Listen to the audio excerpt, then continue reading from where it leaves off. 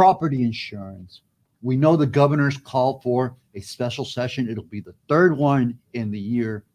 Well, actually, for the 2022 year, legislative session year. So today I have a state representative, Micha Grieco, from House District 113, who's also a candidate for Senate District 36. We're going to talk about that at the end a little bit. But Rep, good afternoon, good morning, and thank you for being here. How are you doing? No, thanks for having me. I got all, as you can see, I got all dressed up for you. But well, I'm glad you came. So you know what? It's more important that you're here, right? I think the people who know their elected leaders are the ones who are better informed. And we have literally a crisis in the state of Florida with property insurance. I know that the special session's been called. I know that there's one item on the call. Have any others been added other than property insurance? No, we're expecting it to be specifically focused on property insurance. But the sad part is that we should have done this during regular session. Mm-hmm. You know, we had the regular session is 60 days, and our only real constitutional requirement, as you know, is that we have to pass a budget. Yep. But we spent 60 days of legislative session participating in a nuclear culture war, playing politics with and punching down on folks, and not addressing the kitchen table issues that are the most important to not only the folks that I currently represent and or the folks that I plan on representing, but Floridians as a whole. People care about pocketbook issues. They care about what's going on at the kitchen table, and property insurance, affordable housing. These are the issues that we should be addressing. Safety, right? Yeah. Well, public safety is probably the number one issue. I mean, and that goes from local government all the way up to the governor's office. Mm-hmm. But the day-to-day issues, the kitchen table issues that I keep talking about when I knock on doors, that's what people care about. And we didn't address much, if any, of that, including condo reform coming out of what happened in Surfside. We did nothing in 60 days. So we have a bunch of buildings in the skyline behind you. What happened at Surfside was just unimaginable. I remember seeing the video of the building coming down shortly after it collapsed. And we looked down the skyline, whether it's from southern part of the county all the way up to the northern part of the county and beyond, we see a lot of old buildings. Why weren't those issues addressed? You know, you have the same party handling all portions of government in Florida right now. Mm-hmm. The state house, the state senate, governor's office. So three branches of government are dominated by one. Dominated. So Yeah. you would think that things would be getting done, especially something like that. Even if it's fake hustle, where it's in response to a tragedy, just like the same thing with Parkland a few years prior to that. And the fact that these folks couldn't get together. I was actively participating in the negotiations at a certain point because I just couldn't understand why both sides, both chambers just could not come up with some work product, something, whether it addressed, the 40-year certification and making it 30-year or 20-year, coming up with some uniformity statewide, whether it was about whether or not condo associations or developers, how much they need to keep in reserves and do engineering studies to ensure that if there is a problem, it can be addressed. None of it got done. And again, the people that are left holding the bag are people who are living in these aging buildings, and they don't have enough money to address some of the structural issues they may have. Yeah, and then when the state ultimately passes some legislation, it puts the crunch on the citizens where we're in the voters, right? Where all of a sudden they have to come up with the money, and the assessments are probably through the roof, right? So were there bills filed to address these issues, whether condo reform, safety reform, property insurance, which is the most important, one of the most important issues right now affecting most people? So the answer is that own homes. The answer is yes, yes, and yes. Mm-hmm. There were two differing work products, especially on the condo reform that I had mentioned in the Senate and in the House, that was trickling through the process all the way into the end. And then it died on the vine. And every year there's always some form of insurance reform, but nothing. Why did it die? Rep, I know you were interested involved. That's why I wanted you here. You were involved in this. So the answer is you had the Senate that wanted certain requirements regarding reserves for condo associations and for developers. Mm-hmm. The House had a different version of that. And at the end of the day, everybody dug their heels in and nothing got done. And I don't think it's going to get addressed in this next session. I think this next session is going to be strictly addressing or claiming to be addressing what has been coined the property insurance crisis that Florida has.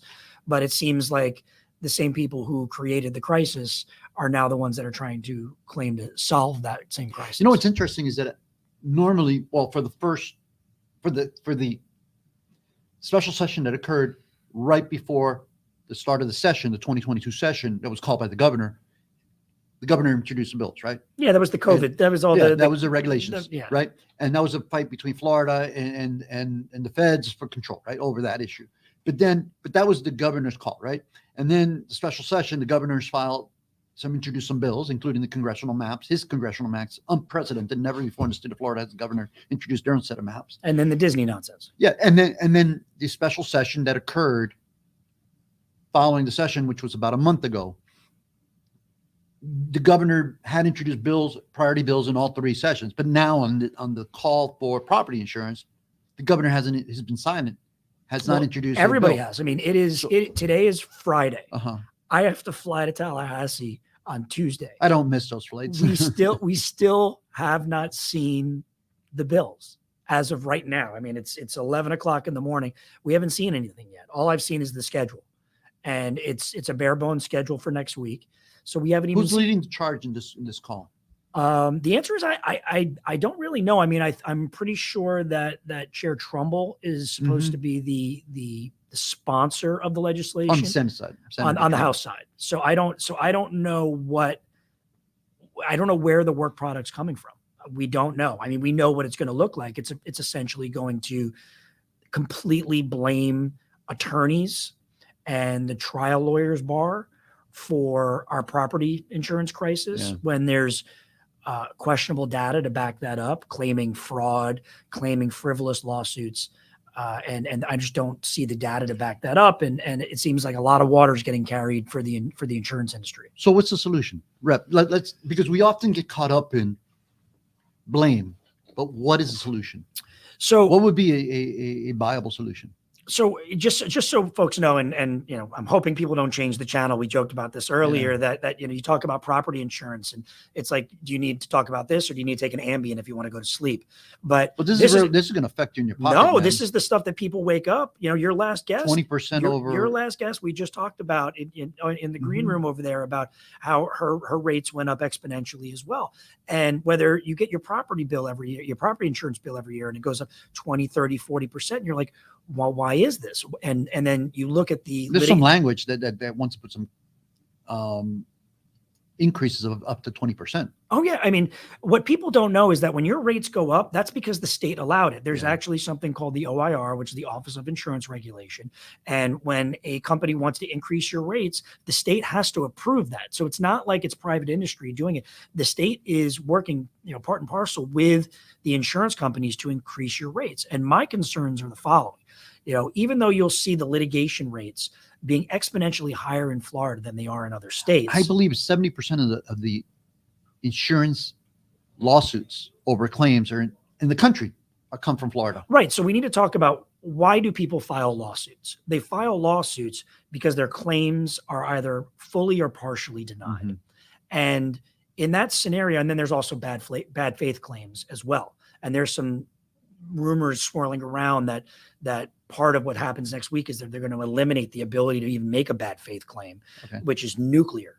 But the issues are this: there's no data to back up that there's rampant fraudulent claims being made, that there are rampant frivolous lawsuits being claimed. And my concern is this is an affordable housing issue.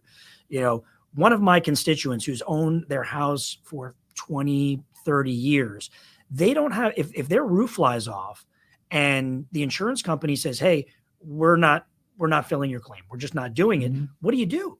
Like, what do you do in a situation like that, especially if you can't? So what are the solutions? Because let's face it, you're running for Senate, right? And tell the audience, because we want answers, man. We're freaking tired of, we get the blame.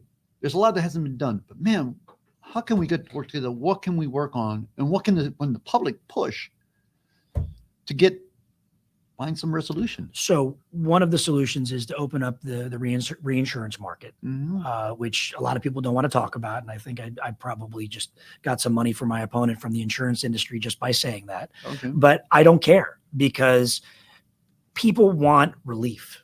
And I can guarantee that whatever passes next week, you're not going to see relief. You're not going to see relief. And that's the problem, is that nobody wants to have a real conversation. You've got the people who are in charge, who are in the pockets, they're in the pockets of the insurance industry. It's just well known, whether it be at the cabinet level or whether it be the legislature. And when you've got the insurance industry essentially right, they are salivating at the ability to be able to go in there next week.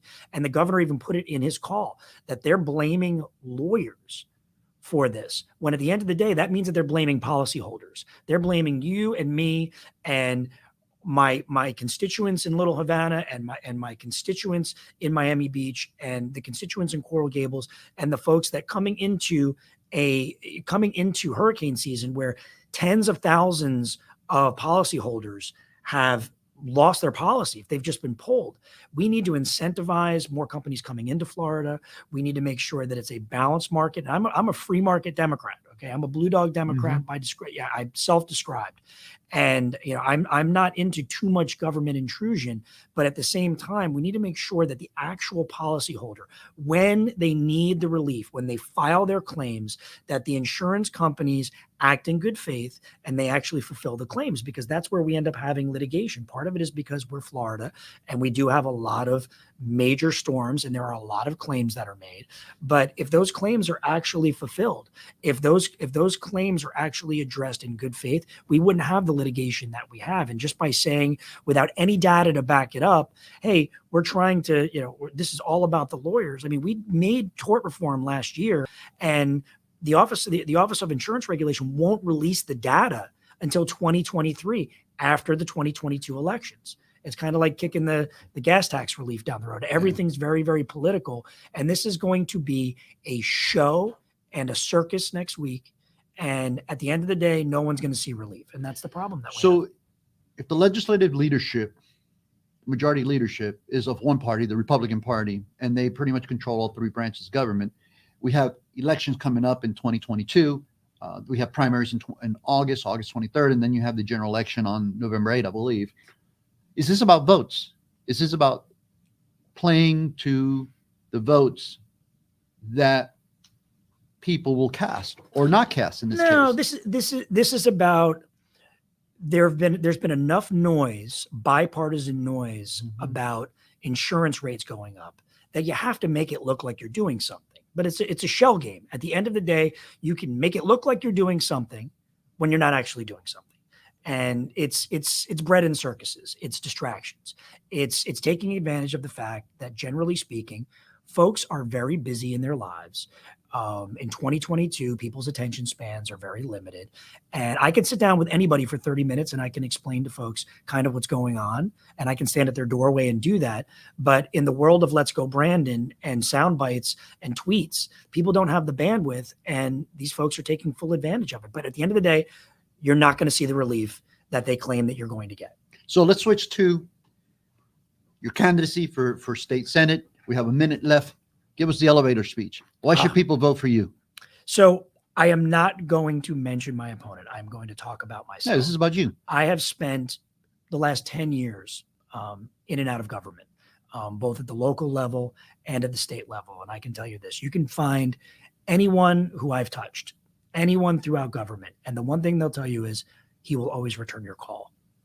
And that is an important piece of it. I literally had such an open door policy that I took my door off the hinges the first year that I was in the legislature. And I did that because I believe that people need to feel that they're heard. And I will listen to anyone. I have 2 ears and 1 mouth. And all of my good ideas have come from other people, almost all of them. So are we hearing that you're planning to work for the people? It's what I've been doing for the last decade. Exactly. And I think that it'd be different if I was a new candidate, but I've been doing this for a while, and the proof is in the pudding. You can look at my track record when it comes to not only the legislation that I've filed, but the things that I say and the things that I do when in office. And I've tried to do my best to represent all of my constituents, not just the Democrats, not just the NPAs, not just the Republicans. I make sure that all of my constituents, regardless as to political party, size, shape, age, skin color, sexual orientation, that they know that they have a place at the table with me. If they want to get a hold of you, where do they get a hold of you? Social media is a great way to do it. Direct messaging me. I'm not going to give my cell phone out No, this that's time. fine. But it's Mike_Grieco, Twitter, Instagram. Best way to get a hold of us. You can always contact our district office, but I prefer people to reach out to me directly. There you go. So we've been speaking to State Representative Michael Grieco, who's also running for State Senate, District 36. Guys, there's so much to talk about. We've been hearing from the state representative of what's really going on in Tallahassee, his views on what's needed as far as this issue of addressing property insurance. A lot of talk about. Next week is a special session. Hopefully you'll come back afterward, and hopefully we'll have a few more, elected officials, but from both sides of the aisle, talking about the outcome, whether they served you or they served a special interest, or they just served the governor. This has been Let's Talk with Robert Asencio. We ask you and encourage you to like, share, retweet the link to these shows, but also like and subscribe to the YouTube channel, Miami's Community News channel. Again, this has been Robert Asencio with my good friend, State Representative Michael Grieco. Thank you for coming. Thank you for being there, and drop us a line. Let us know what you think.